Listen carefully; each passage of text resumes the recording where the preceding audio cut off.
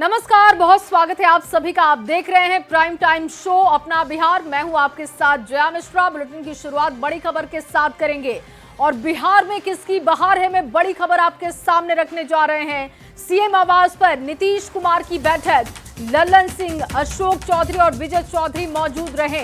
बैठक के बाद तीनों बड़े नेता निकले। शाम से ही जेडीयू प्रत्याशियों को सिंबल मिलना शुरू हो चुका है। ये बड़ी खबर, बड़ी तस्वीर आपको दिखा रहे हैं बिहार की सियासत की। सीएम आवास पर बैठक की गई। बैठक में लल्लन सिंह थे, अशोक चौधरी, विजय चौधरी, तमाम बड़े नेता पहुंचे हुए थे और बैठक से जब बाहर निकले उस वक्त की तस्वीरें आपको दिखा रहे हैं। और साथ ही आपको ये भी बता दें कि शाम से ही जेडीयू प्रत्याशियों को सिंबल मिलना शुरू हो चुका है। जेडीयू की तरफ से अपने प्रत्याशियों को सिंबल दिया जा रहा है।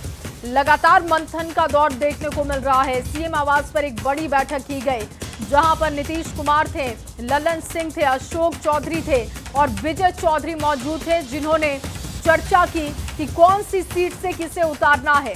और उसके बाद आपको बता दें कि शाम से प्रत्याशियों को सिंबल देना भी शुरू किया गया।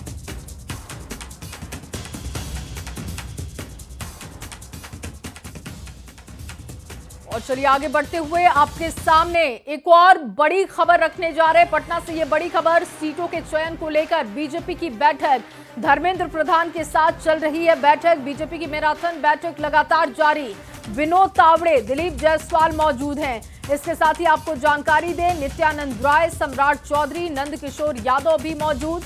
आपको ये भी बता दें कि सीटों के चयन को लेकर एनडीए में अभी तक पूरी तरीके से सहमति नहीं बन पा रही है और इसी को लेकर बीजेपी के नेता लगातार बैठक कर आपसी सहमति बनाने की कोशिश में जुटे हुए हैं, जिसकी तस्वीरें आप देख रहे हैं।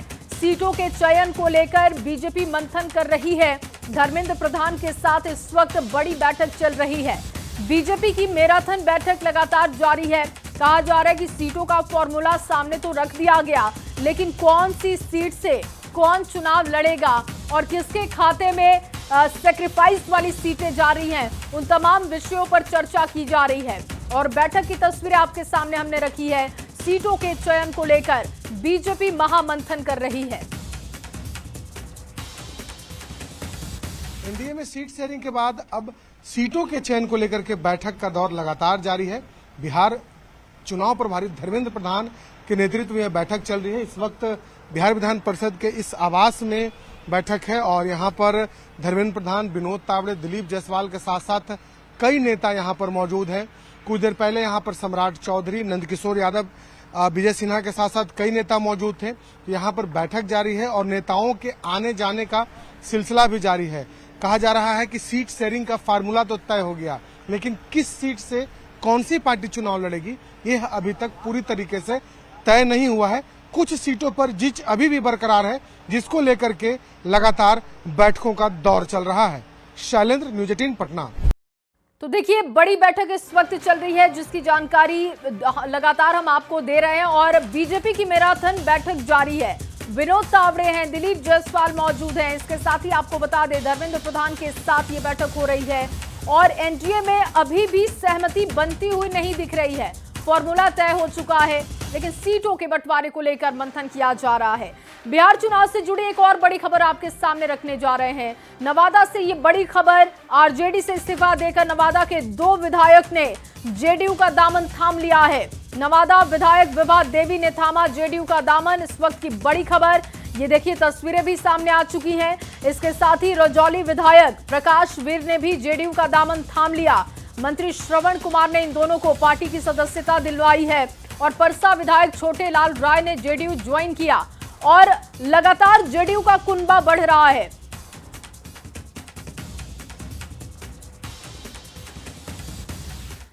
और वहीं बिहार चुनाव में सीटों पर सियासी पेच उलझ गया है। एनडीए में सीट बंटवारे के बाद भी टेंशन जारी है। महागठबंधन की बात करें तो सीट शेयरिंग पर टेंशन ही टेंशन दिख रहा है। दिल्ली में बैठकों का दौर जारी है। सवाल यह है कि किस गठबंधन में ज्यादा टेंशन है। आपको इसी पर खास रिपोर्ट दिखाते हैं।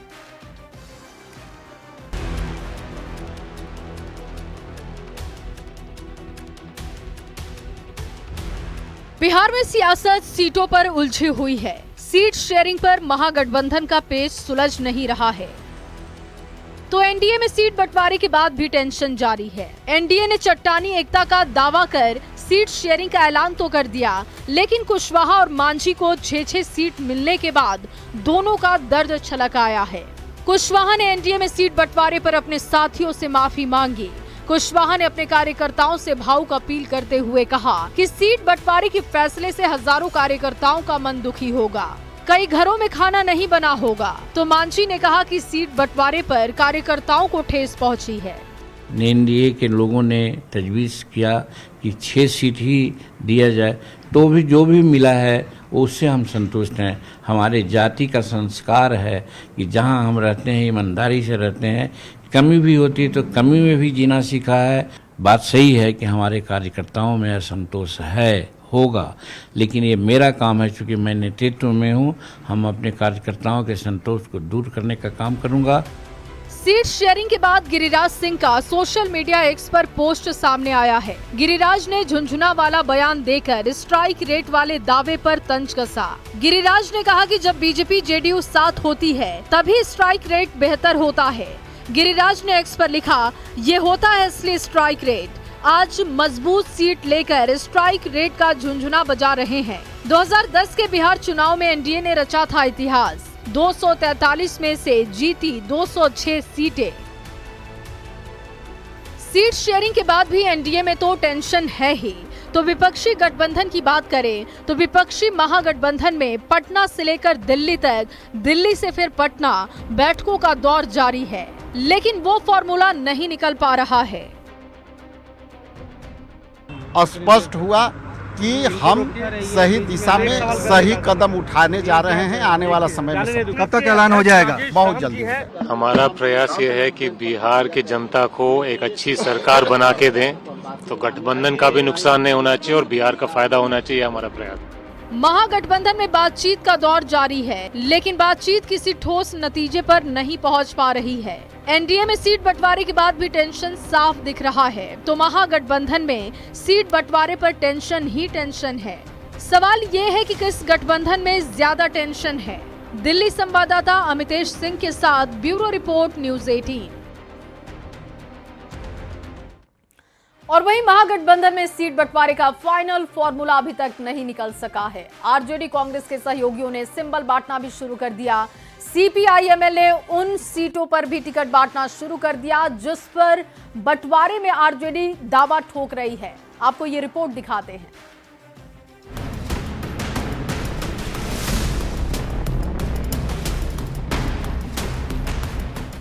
बिहार विधानसभा चुनाव को लेकर सत्ताधारी एनडीए और विपक्षी महागठबंधन अपनी रणनीतियों को अंतिम रूप देने में जुटे हैं। एक ओर एनडीए ने सीट बंटवारे का ऐलान कर मानसिक बढ़त बना ली है, पर दूसरी ओर महागठबंधन में अब तक सीट शेयरिंग का फाइनल फॉर्मूला तैयार नहीं हो पाया है। आरजेडी कांग्रेस बार बार ये दावा कर रहे हैं कि सहयोगियों के साथ सीट बंटवारे पर आखिरी सहमति लगभग बन गई है, लेकिन सीटों का चयन अब तक नहीं हो पाया है। इन सारे सियासी उठापटक के बीच महागठबंधन की सहयोगी सीपीआई-एमएल ने प्रत्याशियों को सिंबल बांटना भी शुरू कर दिया है। सबसे दिलचस्प बात यह है कि सीट बंटवारे का इंतजार किए बगैर माले ने जहानाबाद की घोसी सीट से मौजूदा विधायक रामबली यादव को पार्टी का सिंबल थमा दिया है। माले नेता कुणाल से पार्टी का सिंबल लेते रामबली सिंह यादव की ये तस्वीर सुर्खियों में छाई हुई है। महागठबंधन में सीट शेयरिंग का औपचारिक ऐलान होने से पहले 10 अक्टूबर को नेता प्रतिपक्ष तेजस्वी यादव ने एक बड़ा कार्ड खेला था। तेजस्वी ने शुक्रवार को मगध इलाके के दूसरे बड़े भूमियार नेता जगदीश शर्मा के बेटे राहुल शर्मा को आरजेडी में शामिल कराया था, जिन्हें इसी घोसी सीट से उम्मीदवार बनाने की चर्चा थी, जिस सीट पर वाम दल ने अपना कैंडिडेट उतार दिया है। एक ओर तेजस्वी यादव ने भूमिहार कार्ड खेला तो दूसरी ओर सीएम नीतीश ने भी भूमिहार दांव लगाया। जगदीश शर्मा के बेटे राहुल शर्मा को टक्कर देने के लिए मुख्यमंत्री नीतीश ने अपने पुराने साथी और पूर्व सांसद अरुण कुमार और उनके बेटे ऋतुराज को जेडीयू में ले आए। पहले से चर्चा थी कि अरुण कुमार अपने बेटे ऋतुराज को जहानाबाद की घोसी सीट से उम्मीदवार बना सकते हैं। जेडीयू में तीसरी पारी की शुरुआत के साथ ही खुद अरुण कुमार ने भी इसी ओर इशारा किया था। बेटे के बारे में चर्चा है कि घोसी सीट से उम्मीदवार पार्टी तय करेगी। तो सर कितना बड़ा असर पड़ेगा पूरे मगध और शाहबाद क्षेत्र में? ये तो रिजल्ट देखिएगा। अरुण कुमार के बेटे ऋतुराज के सामने राहुल शर्मा का मुकाबला घोसी में भूमिहार बनाम भूमिहार की लड़ाई हो सकती थी, लेकिन उससे पहले ही माले ने अपने प्रत्याशी को टिकट देकर घोसी पर दावा ठोक दिया है। पालीगंज सीट पर भी संदीप सौरभ को टिकट देकर सीपीआई एमएल ने साफ कर दिया है कि सीट बंटवारे का इंतजार अब और ज्यादा नहीं, क्योंकि सब्र का बांध टूट रहा है। वाम दल की ओर से टिकट बंटवारे पर कयासबाजी भी शुरू हो गई है। क्या महागठबंधन में सब कुछ ठीक ठाक है या खटपट बरकरार है? इंतजार हर किसी को सीटों के बंटवारे का है। पटना संवाददाता संजय कुमार के साथ ब्यूरो रिपोर्ट, न्यूज़ 18। और चलिए इस वक्त की बड़ी खबर आपको बता दें, गृह मंत्री अमित शाह के बिहार दौरे का ऐलान हो चुका है। 16 से 18 अक्टूबर तक बिहार दौरे पर अमित शाह होंगे। 16 से 18 तक बिहार में अमित शाह की रैलियां होंगी। बीजेपी कार्यकर्ताओं को संबोधित करेंगे अमित शाह। देखिए, प्रचार करने के लिए अब नेता जमीन पर उतरेंगे। अमित शाह के बिहार दौरे का ऐलान किया जा चुका है और 16 से लेकर 18 अक्टूबर तक गृह मंत्री अमित शाह बिहार में होंगे। 16 से लेकर 18 अक्टूबर तक बिहार में अमित शाह की रैलियां होंगी। बीजेपी कार्यकर्ताओं को भी संबोधित करेंगे।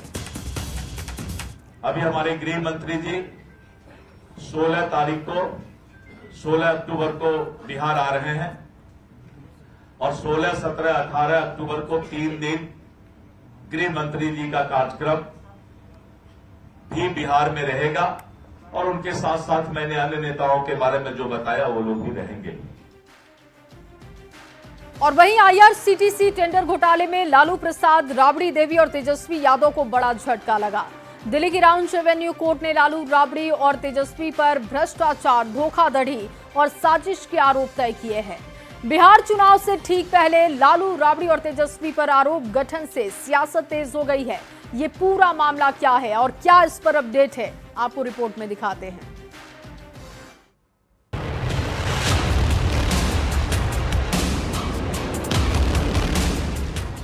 बिहार में विधानसभा चुनाव की राजनीतिक सरगर्मी के बीच सबसे ताकतवर सियासी परिवार में खलबली मच गई है। दिल्ली की राउज एवेन्यू कोर्ट से बिहार के पूर्व मुख्यमंत्री लालू प्रसाद और उनकी पत्नी राबड़ी देवी और छोटे बेटे तेजस्वी यादव को बड़ा झटका लगा है। कोर्ट ने लालू सहित कुल 7 लोगों पर आरोप तय किया है। राबड़ी देवी, तेजस्वी यादव के अलावा विनय कोचर और विजय कोचर पर भी आरोप तय किए गए हैं, जो सुजाता होटल्स के मालिक हैं। आईआरसीटीसी के पूर्व एमडी पीके गोयल और आरजेडी सांसद प्रेमचंद गुप्ता के खिलाफ भी आरोप तय किए गए हैं। कोर्ट ने कहा है कि लालू प्रसाद की जानकारी में साजिश रची गई और कम कीमत पर राबड़ी और तेजस्वी के नाम पर जमीन दी गई थी। हालांकि तेजस्वी ने आरोपों का खंडन किया है और कहा है कि मामला राजनीतिक रूप से प्रेरित है।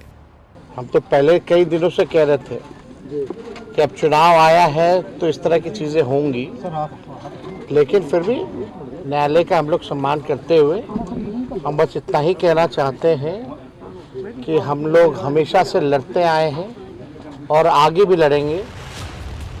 कोर्ट के मुताबिक लालू प्रसाद, राबड़ी देवी और तेजस्वी यादव समेत सभी 7 आरोपियों के खिलाफ केस चलेगा।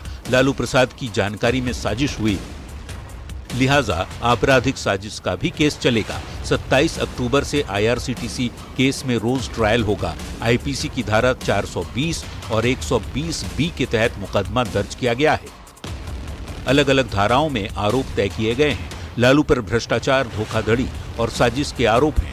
राबड़ी, तेजस्वी पर धोखाधड़ी और साजिश के तहत आरोप तय किए गए हैं, जिस पर खूब सियासत भी हो रही है। कि चले हैं तेजस्वी बाबू बिहार बदलने और 420 का आरोप तय कराकर अपने खिलाफ। अब जब मुकदमा चलेगा, सभी चीजों की गहराई से जांच होगी तो सारे तथ्य खुल जाएंगे। सत्ता पक्ष हमलावर है, लेकिन लालू, राबड़ी खुद को निर्दोष बता रहे हैं। लालू की दलील है कि कानूनी तरीके से वे अपना पक्ष रखेंगे, जबकि राबड़ी केस को गलत बताकर हर परिस्थितियों का सामना करने का दावा कर रही है। आरजेडी की सहयोगी कांग्रेस भी यही आरोप लगा रही है कि बीजेपी चुनावी मुद्दा बनाने के लिए ये ड्रामा रच रही है। लालू के रेल मंत्री रहते 2004 से 2009 के बीच घोटाले का आरोप है। आईआरसीटीसी के जरिए होटल के टेंडर में धांधली का आरोप है, जिसमें रांची और पुरी के 2 बीएनआर होटलों का नाम शामिल है। इनके रखरखाव के लिए IRCTC को पट्टा दिया गया। इसी टेंडर में भ्रष्टाचार का आरोप लगा है।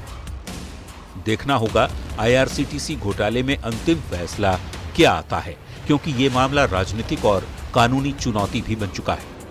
दिल्ली रिपोर्टर शंकर आनंद और पटना संवाददाता विनीता मिश्रा के साथ ब्यूरो रिपोर्ट, न्यूज़ 18।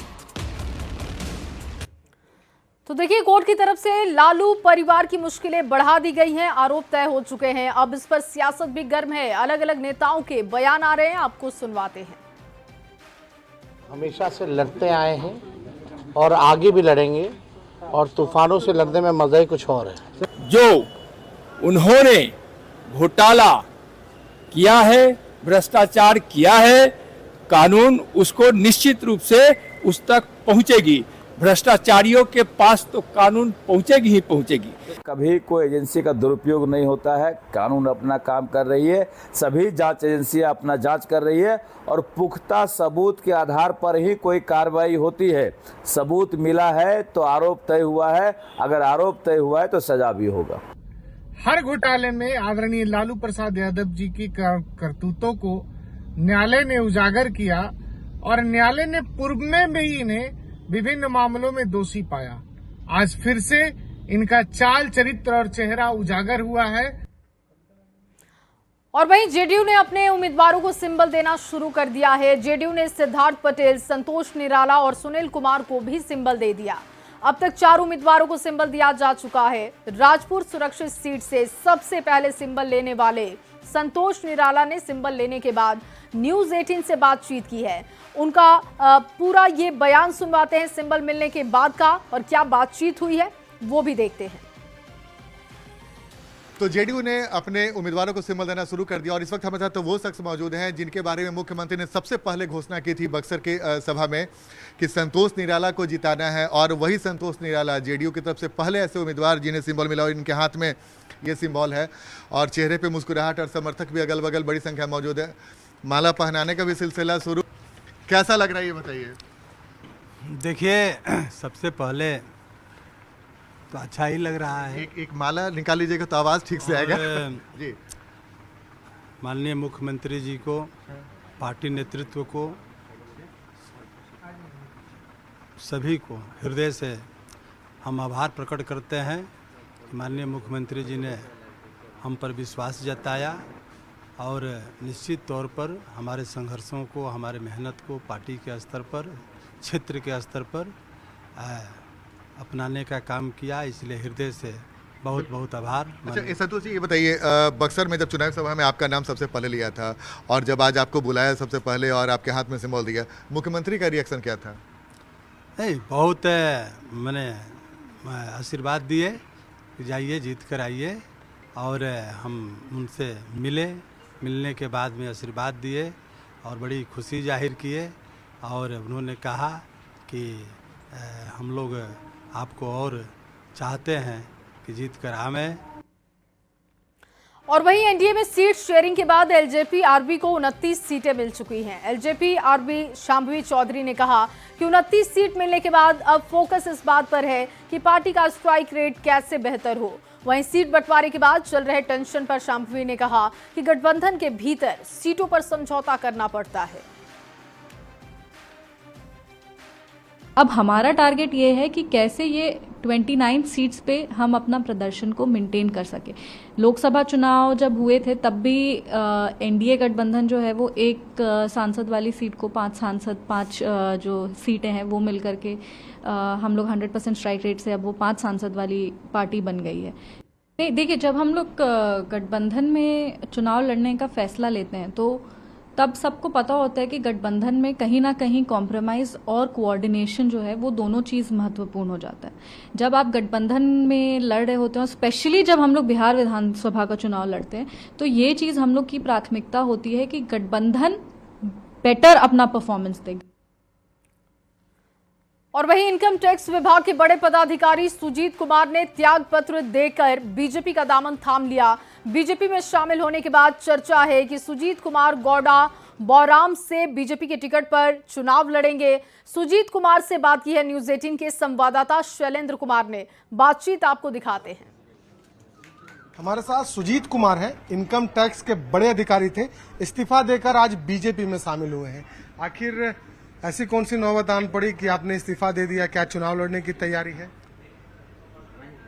चुनाव लड़ने का तो मसला मेरा नहीं हो सकता है। आज मैं पार्टी ज्वाइन किया हूं और आज मैं यह नहीं कह सकता हूं कि मैं पार्टी से चुनाव लड़ूंगा, क्योंकि लड़ाने का काम पार्टी का है, पार्टी का शीर्ष नेतृत्व का है। यह मेरा न ही विषय है, न ही मेरा मसला है। जहां तक पार्टी ज्वाइन करने का मतलब है, बहुत दिनों से इच्छा थी कि एक तरह का काम किया, अब किसी दूसरे तरह से भी राष्ट्रहित में काम किया जाए। अभी तक मैं जो काम कर रहा था, लोगों के लिए टैक्स सरकार के लिए इकट्ठा कर रहा था, उसके लिए नीति बना रहा था। अब डायरेक्टली जमीन से जुड़ करके लोगों के लिए अगर काम कर पाऊं तो मेरे लिए यह सौभाग्य होगा।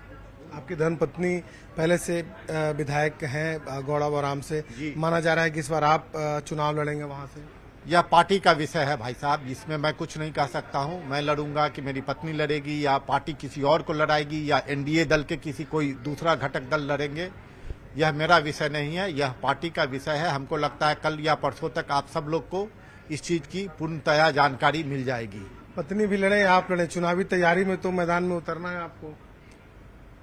पत्नी लड़ेगी, सहायता करूंगा। कोई और भी पार्टी से लड़ेंगे, उनकी भी मदद उतनी ही शिद्दत से करूंगा। चर्चा इस बात की है कि गौड़ाबौराम से ये अब विधानसभा का चुनाव भी लड़ने जा रहे हैं। शैलेंद्र, न्यूज़ 18 पटना। और अगली खबर बेतिया से, जहां पर बीजेपी सांसद संजय जायसवाल के खिलाफ गलत बयानी को लेकर जन सुराज के संयोजक प्रशांत किशोर की मुश्किलें बढ़ सकती हैं। बीजेपी सांसद संजय जायसवाल ने दायर अवमानना के मामले में बेतिया कोर्ट में आज अपना बयान रिकॉर्ड करवाया। सांसद ने लगाए गए आरोपों के समर्थन में कोर्ट में गवाही दी है। मुझ पर जिस प्रकार के अनर्गल आरोप लगाए गए थे, उसके खिलाफ मैंने प्रशांत किशोर के खिलाफ बीएनएस की धारा के तहत क्रिमिनल केस किया है। आज माननीय सीजेएम के कोर्ट में मेरी गवाही थी और जो कुछ भी उन्होंने कहा है उस सब के मामले में मैंने गवाही दिया। मुझे पूरा विश्वास है कि मुझे न्यायालय से न्याय निश्चित तौर पर मिलेगा। और अगली खबर समस्तीपुर से, जहां समस्तीपुर में कांग्रेस को झटका लगा है। कांग्रेस छोड़कर सनी हजारी ने बीजेपी का दामन थाम लिया। पार्टी के 2 जिलाध्यक्षों ने उन्हें सदस्यता दिलाई, जिसकी तस्वीर आप देख रहे हैं। दिलचस्प ये है कि पहले वो बीजेपी में थे, फिर कांग्रेस में शामिल हुए और अब एक बार फिर से घर वापसी हो चुकी है। यही कहेंगे कि लोगों का स्नेह प्यार जिस तरह से बना हुआ था यहाँ भी बना रहे और उसी स्नेह और प्यार आशीर्वाद के साथ मैं आगे काम करता रहूँगा। आपने कांग्रेस को छोड़ दी, कारण क्या रहा? कैसा? देखिए, चुनाव के समय मान लीजिए लोग सब पे आस्था करते हैं, विश्वास करते हैं, भरोसा और उद्देश्य रहता है काम करने का लोगों का। और मैं काम करने के उद्देश्य से गया था। मुझे लगा कि भाई इस तरह आदरणीय नरेंद्र मोदी जी के नेतृत्व में मैं यदि जुड़ के काम करूंगा तो और ज़्यादा इससे अच्छा कर पाऊंगा, इसलिए मैं इनके साथ जुड़ के काम करना चाह रहा हूं। और वहीं जेडीयू के प्रदेश मीडिया सेल अध्यक्ष मनीष मंडल ने संतोष कुशवाहा पर अवसरवादी राजनीति करने का आरोप लगा दिया। उन्होंने कहा कि कुशवाहा ने नीतीश कुमार और एनडीए की मदद से राजनीतिक सफलता पाई। मनीष मंडल ने कहा कि कुशवाहा ने बिहार की कुशवाहा जाति का अपमान किया। आपको बता दें कि संतोष कुशवाहा कुछ दिन पहले आरजेडी में शामिल हो गए थे।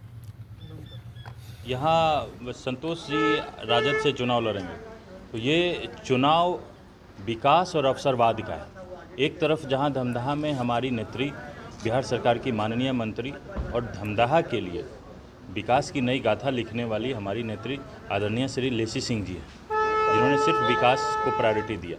और एक तरफ संतोष कुशवाहा जी, जिन्होंने अपने एग्रेसिव बिहेवियर की वजह से, जनताओं को अपशब्द कहने की वजह से और अवसरवाद की वजह से आज हाशिए पे गए। तो दोनों का कोई मुकाबला ही नहीं है। और वहीं बिहार के पूर्व आईपीएस अधिकारी शिवदीप लांटे अररिया विधानसभा क्षेत्र से निर्दलीय प्रत्याशी के रूप में चुनाव लड़ने जा रहे हैं। शुक्रवार को आधिकारिक तौर पर नामांकन करेंगे। उन्होंने जनता से अपील की कि वो जाति, धर्म और पंथ से ऊपर उठकर ऐसे उम्मीदवार को वोट दे जो क्षेत्र के विकास पर ध्यान दे। अरेरिया की जनता के लिए एक ही मैसेज है कि जात पात धर्म और मुर्गा भात से ऊपर उठ के अपने प्रत्याशियों को चुने और एक डर पैदा करे। जो भी चुनाव जीतता है बाद में 5 साल तो आपको देखता नहीं है। बस यही चाहता हूँ कि ये सोच समझ के साथ इस बार जो युवा यहाँ पे आ रहे हैं उनके पीछे खड़ा हो। और अगली खबर बेतिया से, जहां बेतिया की मझौलिया बाजार चौक पर एक मिठाई की दुकान में गैस सिलेंडर ब्लास्ट से बड़ा हादसा हुआ। धमाके की वजह से 3 दुकानें जलकर राख हो गई। मौके पर पहुंची फायर ब्रिगेड की टीम ने कड़ी मशक्कत के बाद आग पर काबू पाया। इस हादसे में एक पुलिसकर्मी समेत 4 लोगों के झुलसने की खबर है, जिन्हें अस्पताल भेजा गया है। तो गैस सिलेंडर फटने की वजह से जोरदार धमाका हुआ, एक बड़ा हादसा हुआ है। मिठाई की दुकान में गैस सिलेंडर फटा और उसकी वजह से बताया जा रहा है कि 4 लोग झुलसे हैं। और आपके सामने एक बड़ी खबर मोतिहारी से रखने जा रहे हैं। एनसीबी पटना की कार्रवाई दिखी। कार्रवाई के दौरान 4 केजी अफीम जब्त किया गया। अफीम के साथ नेपाली नागरिक गिरफ्तार किया गया। करीब 50 लाख रुपए का ये अफीम बताया जा रहा है। रिसीवर को एनसीबी ने गिरफ्तार कर लिया है। चुनाव पर एनसीबी सतर्क है, लगातार कार्रवाई हो रही है और इसी कड़ी में ये बड़ी सफलता मानी जा रही है। और आपके सामने इस वक्त की एक और बड़ी खबर रखने जा रहे हैं। लालू प्रसाद राबड़ी देवी मिसा भारती पहुंचे पटना। बड़ी खबर इस वक्त की मिल रही है। पटना एयरपोर्ट से आवास के लिए रवाना हो चुके हैं। तेजस्वी यादव दिल्ली में ही रुके हैं, क्योंकि देखिए लगातार वहां पर सीटों को लेकर मंथन किया जा रहा है, उम्मीदवारों को लेकर मंथन किया जा रहा है। ऐसे में तेजस्वी दिल्ली में ही रुक गए हैं और बाकी परिवार के सदस्य पटना वापसी कर चुके हैं। और बिहार चुनाव से जुड़ी एक और बड़ी खबर आपके सामने रखने जा रहे हैं। जेडीयू ने उम्मीदवारों को सिंबल देना शुरू किया। अनंत सिंह को भी सिंबल मिल चुका है। सिद्धार्थ पटेल, संतोष निराला, सुनील कुमार को भी सिंबल दिया जा चुका है। सीएम हाउस में रत्नेश सदा मौजूद हैं और अब तक 4 उम्मीदवारों को सिंबल दिया जा चुका है। अनंत सिंह को सिंबल दिया जा चुका है। मोकामा से वो चुनाव लड़ेंगे, इसका ऐलान वो पहले कह चुके थे। और देखिए, और इनको मिलाकर अब 5 लोगों को जेडीयू की तरफ से सिंबल दे दिया गया है। आपको बता दें कि रत्नेश सदा भी मौजूद हैं सीएम हाउस में। अब तक 5 उम्मीदवारों को सिंबल दिया गया।